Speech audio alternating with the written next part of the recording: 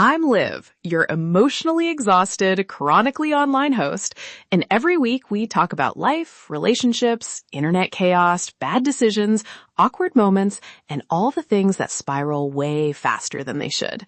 Welcome to This Escalated Quickly, where bad decisions make great stories. I created a fake dating persona to avoid my ex and then accidentally outsourced my romantic life to 3 imposter profiles. Yes, you heard that right. I made fake people so I wouldn't have to explain my feelings, and now I answer their DMs between binging reality shows. It escalated quickly. In the next 10 minutes, I will confess the tiny white lie that spiraled, reveal the cringe DM I sent pretending to be Gina from Pilates, explain how I ended up juggling 3 fake personas, deliver one hot take about avoidance culture, and hand you one brutal lesson about honesty, wrapped in sarcasm and a lot of self-awareness. If you like messy, relatable chaos, you're in the right place. Section 1. Setup and Escalation. It all started on a Tuesday when I saw my ex's face on the people you may know of a dating app and immediately felt the primal need to hide. Real confrontation? Too much energy. An awkward hey from them? No thank you. So I made a split-second choice that seemed harmless. A fake profile with a fake name and a very untruthful bio. I told myself I'd use it for 2 things only: to avoid him and to practice talking to people again without the emotional baggage. Famous last words, right? At first, it was minor. A couple of swipes, a silly DM here and there, all in the name of safety. Then the messages started coming in, and I sent polite, obviously fake replies because I figured, ghost later. But then someone asked for a coffee meetup, and I realized, oops, I had to craft an alibi. So I invented rules for myself, like a tiny, terrible ethics committee. Never meet, never use real photos, always have a different ringtone. Spoiler, I did not actually follow the rules. When the second fake profile popped up, because apparently one lie wasn't enough, it felt like performance art.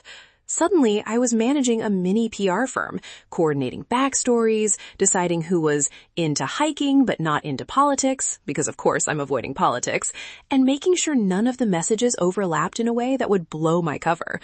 The truth is, avoidance is exhausting, so I outsourced my awkwardness to 3 personas and spent evenings playing identity Tetris. Section 2.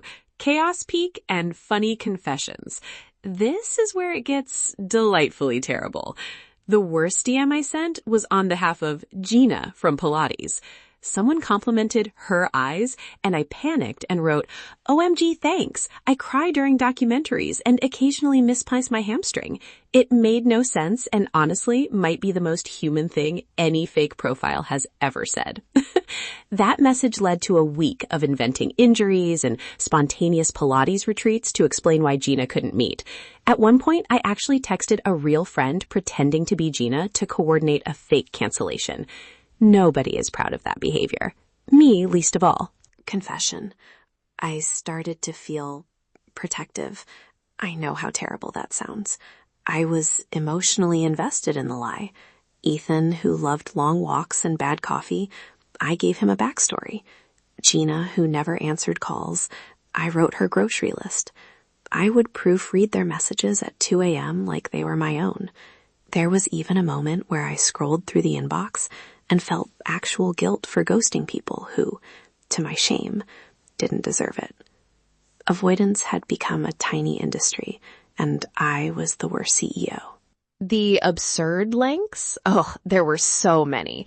I developed a spreadsheet. Yes, a spreadsheet where I tracked who liked what, which fake persona knew which real friend, and which excuse had been used already. I remember frantically deleting a message thread because 2 suitors from different profiles started asking identical questions about travel dreams. I had to invent different travel dreams on the fly. If you are taking notes on how to gaslight people, stop now. This is the part of the story where I promise that the lie isn't a template to emulate. It's an example of what happens when confrontation is off the table. Section 3. Hot Take and Reflection. Hot take. Avoidance is addictive because it gives you control without the mess of real feelings. You can dodge vulnerability and still feel like you're showing up. But the mess you avoid eventually shows up anyway, usually multiplied by your own poor decision-making. This whole fiasco taught me that honesty is a luxury I couldn't afford to ignore. It's exhausting to maintain a fake life for other people's attention, and it's cruel to make other humans perform romantic labor for an illusion. So here are my sarcastic but sincere rules for dating like an adult. 1. If you're pretending to be someone else, stop. 2.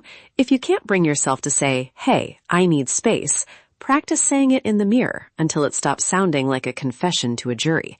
3. Boundaries are boring, but fewer people get hurt. 4. You do not need a backup persona to avoid an awkward conversation. Also, and this is real, if you've ghosted because you were avoiding confrontation, own it when you can. Apologize.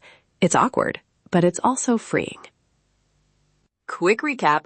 I made one fake profile to avoid my ex, accidentally created a small cast of characters, sent the weirdest DM of my life as Gina from Pilates, emotionally outsourced my honesty, and learned that avoidance is expensive and lonely. If you enjoyed the train wreck, do me a solid. Leave a review wherever you listen, tell me your own ridiculous dodge story, or just complain about your dating app experiences so we can all feel slightly less broken together. I read the reviews, I cry over hilarious messages, and I will absolutely feature the best messes in a future episode. If today's episode made you laugh, question humanity, or feel slightly better about your own life choices, then my job here is officially done. Thanks for listening to this escalated quickly. Stay chaotic.